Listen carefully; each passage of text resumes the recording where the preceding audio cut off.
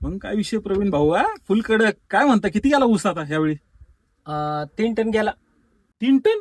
अरे मी तर ऐकले 3.5 टन गेलाय ऊस. नाही रे, 3च टन गेलाय. कोण म्हणलं तुला 3 टन गेलाय? अरे माझा मोठा भाऊ म्हणला 3 टन गेलाय.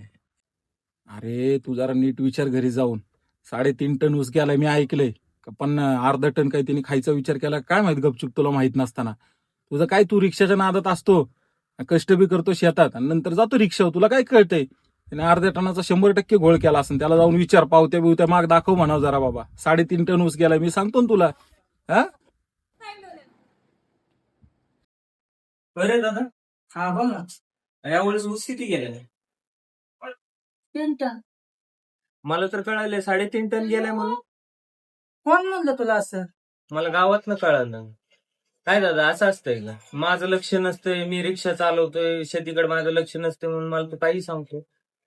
अरे बाळा, गावाचं कामच आहे रे. तुझ्या माघारी एक बोलणं, माझ्या माघारी एक बोलणं, लोकांचं मनात नाही घ्यायचं रे. तुला माहितीये का, मी तुझाच अकाउंट नंबर दिलाय, सगळं तुझं काय आहे. तुला कळलंच ना 3 टन गेले का 3.5 टन गेले. हा, वाटलं तर मी तेच हिशोब करत होतो. तुला खोटं वाटत असेल ना, मी तिकडं पावती पण ठेवली, तिथे जाऊन चेक कर.